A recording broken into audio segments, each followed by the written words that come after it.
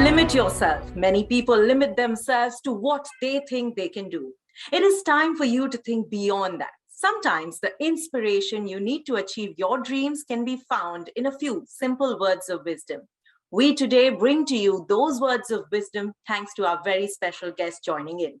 I'm Isha Phalla, and I'd like to welcome you to this very exciting episode of the Economic Times Cutting Chai Stories, where we will be joined by our special guest who's had an experience of over 26 years in FMCG, retail, and industry business. Prior to joining his current organization, which I'll be introducing soon, he has played the global role in L'Oreal, based in Paris headquarters, and he's also worked with some of the biggest names in the FMCG industry, including General Electric, PepsiCo, Spencer Retail.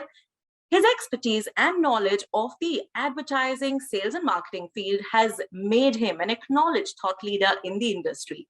I'm talking about Mr. Satyaki, Ghosh, Chief Executive Officer, Domestic Textiles, Aditya Birla Group. Such a pleasure to see you here, and we'd like to extend a very warm welcome to you, sir. Thank you, Isha. Happy to be here. I'm sure our viewers will have a lot to learn from you, but I'd like to start at the very beginning. Everybody feels that your foundation years are really the years that teach you so much, and that's what the future unfolds into. We'd love to know about your childhood, your days at school, college, what your early professional days were like. So I don't know where to start. I was born in Calcutta. So I'm a Bengali by birth.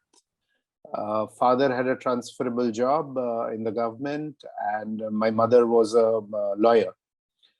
She practiced also a little bit. So because he had a transferable job, I went to a school hostel very early. So I was in a hostel from the 5th standard, and it was a Ramakrishna Mission hostel. So you learned community living, and you learned austerity and team building very early in your life. So I was in that hostel from 5th to 12th standard. So I have a set of bunch of friends who are like my brothers, because we grew up from 10 years age to 18 years. All through your adolescence and all through your teenage, we did all the bad things together. We did all the naughty things together. So even today, we are like a clan of brothers, even after our children are growing up and we are becoming old. So that was my school days. Then I, of course, did college and did an MBA and started working. I started with Shawwalas, but the beauty of it was I never worked in Kolkata. On day one, I was posted in Bombay. So to give you a trivia, middle of 1995, the first day of my working, I got a flight ticket on Damania Airways that time. It was a very glamorous airline, and as straight out of college, you know, the Mania Airways ticket, and you come to a city called Bombay, which is big, bad, the mafia, the Bollywood city. But I think because I came early in Bombay, today I am a Pakka Mumbaiite. So I grew up here, management trainee days. I have traveled by train. I have traveled by buses. I can read Marathi. I can understand Marathi. Also Gujarati, by the way, because Bombay is quite dominated by Gujaratis also. So I grew up in Bombay, then worked in different parts of the country and some parts of the world also outside India. But by early days, I remember Bombay coming, trying to look for an office in Balad Pier, then rains coming in. You come in May, June, and then the rainy season starts. Horrendous first rainy season in Bombay. You feel, where have you landed? These trains, this trouble and those rains. But I think I've grown to love the rains of Bombay today. And that's that. That's my childhood stories for you. Some fantastic memories to look back there. Thank you so very much. And it's so nice to know that from the very beginning, you've had the spirit of team inside you, and that's where our conversation will go ahead. But, you know, the last 24 months or so, we've had this really, really difficult time that one is facing, the pre-COVID to the post-COVID world. How has your approach towards life, towards family and the community changed overall, or is it still the same, you'd say? No, I think it has changed for everybody. It has changed for me as well. I think COVID has taught us very important lessons. First, it has taught us that you can survive in your home. You don't have to go out every day. For a person like me who likes travel and whose work entailed a lot of travel, there was a time when people said that where are you based? And I used to say that I'm based on a plane. I work in different cities, but in the nights I sleep on planes. That completely changed. Uh, you the amount of time that I've stayed at home in these last 2.5 years is amazing. I think I haven't stayed like that since I started working. And the outlook changed. I think personally the outlook changed towards more priority towards your well-being. People were afraid. I was also afraid of COVID. So you build your stamina, so you exercise a bit more, you walk a bit more. So that has changed towards oneself. I think a lot of focus came on family and the real friends that you have, the childhood friends, the close friends, etc. Their well-being, because everybody fell to something, and in the second wave, I think a lot of us lost people who were close to us. Each and every one of us have done that. So I've lost a friend who was like a brother uh, to Delta, and that has changed your outlook. You've tried to protect your family, you've tried to protect your friends, you've tried to keep in touch, and you've also decided that life is short. So when you get the opportunity, you must meet the people who matter in your life. Who are your relatives? Mother-in-law, father-in-law, parents, brother, sister, real friends. So that has changed towards the community. I think dramatic shift, because for the first time we understood that what immigrant labor is and what is the pain in their life. I think you understood that people who don't have health insurance, who are not covered, how are they facing this? When people are losing jobs, how are they facing life? You also figured that in Bombay, actually, you are also immigrant labor because you don't belong to this state. At least you did not belong to this state when you came. So you came as immigrant labor. So you identify a bit with them. I've tried to do as much as I can do for the community. I have contributed to causes where I'm sure that the money will go to the cause. And their friends and people that I know are organizing those charities. I've tried to contribute to funds which has gone back to our school teachers who are not in great shape now. Like we are old now with 26 years of experience, as you can imagine. Our school teachers they did not earn that much or did not have that many investments. So we've contributed to those people, whichever way in the community you can contribute. And I have been I have done the right things for my staff as possible, for my driver, for the people who work for us as a family, etc. We've never cut a single penny in salary. We've given them increments because times are tough, and frankly, some of us are slightly better. We are luckier than some of the others. So that realization came in thick and fast, and I think it is coming to stay, to take care of people who take care of you and take care of community at large. So the outlook has definitely changed. Professionally also it has changed. It has become more patient because everything cannot happen right here and right now. That one has understood and one tries to build on it. Right. Thank you so very much for sharing with us how your outlook towards life in general has changed, being so much more empathetic to people that you're around, knowing the importance of family and friends. And you mentioned how it's also changed professionally. So if I was to ask you, has your style as a leader changed while at work, both pre and post COVID? What is that one thing that you feel has drastically changed? I think the one thing that has really changed is I listen a lot more. Uh, I have got this understanding during COVID that there are subject matter experts, and I came into general management very early in my career, and I've done a lot of years in general management now. When you're in general management, generally you are at the top of the heap of that group, at least. So you speak. you decide. Those come naturally to you. Those kind of people generally become general managers. But I think this COVID has taught us that you have to listen more. You have to surround yourself with good people, with experts, subject matter experts, and you have to listen to them. Not everything is under your control. Actually, most of the things are outside your control. And hence, it is best left to the experts, and it is best to listen. I think the biggest change in my leadership style now is that I try to speak last now in a meeting, so that I don't impose a decision which could be foolish. And I try to listen a lot to the experts who are there in my team as functional heads, etc., who are subject matter experts. So that has definitely changed. So collaboration has gone up and listening has gone up. Fantastic. So making sure that you're there for your team, listening to them. So if I was to ask you, what is that one strength or that one shortcoming that you feel is there in you as a leader? What would it be? And how would you like to share one experience from your life with us? So I think nobody is perfect, right? Nobody is perfect. People are made of strengths and weaknesses.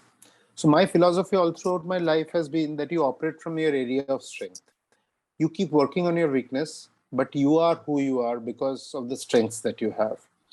So, for example, personally, to make it light, though I am a Bengali, I cannot sing for nuts. Most Bengalis sing well, starting from Kishore Kumar, I think, or Hemant Kumar, or whoever. But I can't. So I've never tried. I got it early in my hostel that even if you went in for a shower and you sang, people took away your towel because they said if you don't stop, then the whole hostel is coming down on you. So you understand early that what are your weaknesses in personal life. Professionally, I think my strength always has been leadership. I got school class monitor roles very early in my life. I played a lot. I used to play a lot of sports. So I was captain, vice captain, etc. Every college school committee, I was some vice president or chancellor or doing something or the other, organizing stuff. So that came quickly to me. So one of the things that I did is after my initial sales and marketing strategy exposure, I tried to move to general management very fast. One of the reasons I left a marquee company for an Indian company was because I was getting a general management role there early in my career. So a lot of people thought that leaving a PepsiCo and going to a Spencer, which was an Indian group, wasn't the best thing to do, and I was doing very well in PepsiCo at that point in time. But to me, getting into general management early was important because I thought I had strengths there. I could organize things. I could manage 5 things at the same time. And I did not want to be a subject matter expert. I wanted to be a general manager in my life. So I operated from that point of view. And I think it has stood me in good stead. If you look back, there are mistakes along the route. But largely directionally, I think it has been good for me. And I have operated from my area of strength. From weakness point of view, like I said, I changed in COVID because you get into leadership positions early in life. Sometimes you are not a great listener. Your strength gives you weaknesses. You are tuned to decide early. You are tuned to decide with 50% information. You are tuned to go ahead and make something happen as a driven individual or a professional.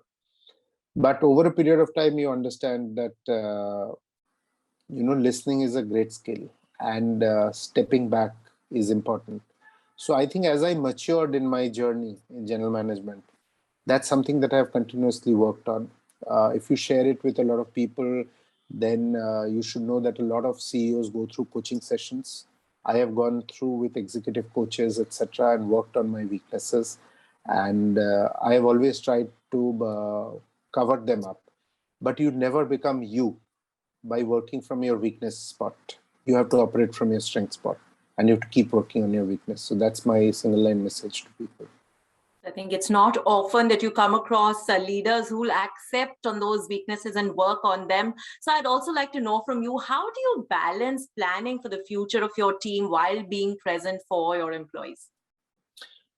So I think it has been a challenge during this COVID time.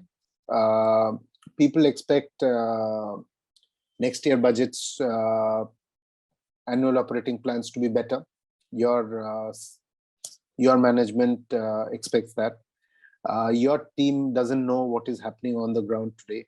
For example, we were having a good run till December. Suddenly, there's this huge Omicron threat. So you don't know where fourth quarter is going to go. In Indian terms, this is the fourth quarter, Jan to March. And you're preparing for your next year budget. So you don't know. So you have to plan for the future and you have to remain in the present. I think one of the ways you remain in the present during these tough times for your employees was engage a lot. So I had various programs of Coffee with CEO. You have Cutting Chai here, but our program was in our company was called Coffee with CEO. I had different groups of women managers, young managers, functional groups, middle management group, etc., and met them in small groups. Had informal sessions on coffee, had formal sessions of feedback. Kept the management committee very tight. Even when we were working from home, that time I remember during the big second phase, we were having XCOM meetings thrice a week, so that every alternate day, all the XCOM knows what is happening in each function and how things are evolving. Sometimes there's no news, but you still meet and update each other. So you build informal situations, you be present for people, you engage with as many people as possible, even if that stretches your time, etc., to be in the present. But I also think that downtime is a good time to think and strategize and do the right things, which will stand the company in good stead or the business in good stead when good times come back. So you have to prepare for those. So we prepared for those. We made our company more digital. We we cut some unnecessary costs. You understand that so much business travel that happens is actually not required. So much office space that is there is actually not required. So you cut down on costs that you can, and you make your organization slimmer and trimmer. You work on your working capital. You understand so much stocks are not required, most probably, at each level of the business. So you trim down those. So you make it leaner, sharper, more digital, and prepare for the good times and hope when the good times come, all the right things that you're doing for the future will make the company better. So here's toasting our Cutting Chai to the good times as well. And I'd love to know from you what you do in your free time. What's that moment of pleasure for you? And do you think that adds on to your overall personality? Yes, I used to like to travel a lot. I still like to travel a lot. Me, my wife, we both like to travel. We used to take 2 international holidays a year, last 10 years, 12 years maybe. Been to all exotic places like Alaska and Africa and Savannah and Serengeti. Apart from the regular places, nice places like Switzerland and Singapore. So we used to travel a lot, and frankly, during COVID times, of also every time we've got a gap, we've traveled. We must have been to Goa 3 times. 3-4 times in these last 2 years. We must have been to Alibag, which is close to Bombay, maybe 5 times. We've been to Coorg. We've been to Maldives. We've traveled whenever we could. And we've gone back to our hometown, Calcutta, maybe 5 times. So we've traveled. So what we do during leisure time is travel. I also watch a lot of sports because that adds to my personality, I think. I follow an English Premier League club very passionately. They're not doing so well right now, but you still follow. You are completely engrossed in that, how the team is shaping up, which new players are coming in, how the team bonding is happening, how the new coach or manager is managing. It gives you a lot of learning to bring back to your work life also in a team sport.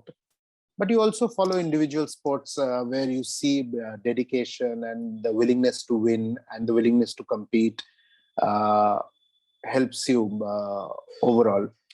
And I think travel also helps because it gives you perspective. You meet different kinds of people. It gives you width of exposure. It helps you in analyzing business problems in a different fashion, where you look at it from the other person's point of view than from your point of view, because you see so many different points of view when you travel. So that's what we do, and that's how it helps me, I think, Aisha. Fantastic. So I'm hoping for safer times again, so you can go back to your first love, that is travel. Well, I'd love to have a few rapid fire answers from you. So let's get into it right here. Let's see even though I feel that I know a few of these answers, but let's get to know from you. Okay. Virtual meets or in-person meets? In person. Alone time or social time? Social time. An evening in Kolkata or an evening in Paris? These two are different things. If you say evening in Kolkata, evening in Mumbai, then there is a different answer. Kolkata is a bit of childhood dream, but a Kolkata, evening at Flurries with Darjeeling tea, which is your cutting chai, Yes. and an open sandwich and a rum ball, and then going to someplace else and listening to some Calcutta bands, and then going to a disc, and then meeting parents at some point in time during the day is nice. But I stayed in Paris for a stint. Yes. And Paris is a dream city for most.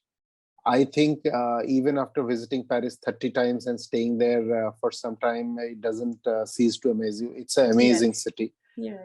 But you need friends for it to be really great. But Paris, you can have a lot of alone time. I think in Calcutta, you're always surrounded by people because you are from that city and you know people, more people there. Which is why I made it tricky. Yeah, so it's tricky. Today, I'm longing for Paris after 2.5 years. So maybe Paris. I've been to Calcutta 10 times in these 2 years. So maybe Paris at this point in time. Okay, so let me end by these two, which I think are going to be my favorite. Is it going to be fish from Kolkata or vada pav from Mumbai? Tricky. Fish from Kolkata is great, but I love vada pav and misal pav also. So once I'm quite a foodie, so I like both. And these are different time food. Fish you eat for lunch and dinner, and vada pav you eat as a snack, morning snack or evening snack. So both, I think. Okay, and my favorite, a strong cutting chai or a lightly brewed chai? Lightly brewed Darjeeling tea, first flush. Wonderful. So we have very similar choice there. It's been such a pleasure getting to know you better. And at this point, I'm sure that our viewers had a lot of takeaways, getting to know you as a person, the man behind the look here. So use all your assets to help you accomplish your goal. Set your goal high and make your best attempt to accomplish them. So much that we learned today, thanks to our talk and conversation with Mr. Ghosh, because this is really what makes life living. Thank you for joining us on this very special episode of the Economic Times Cutting Chai Stories.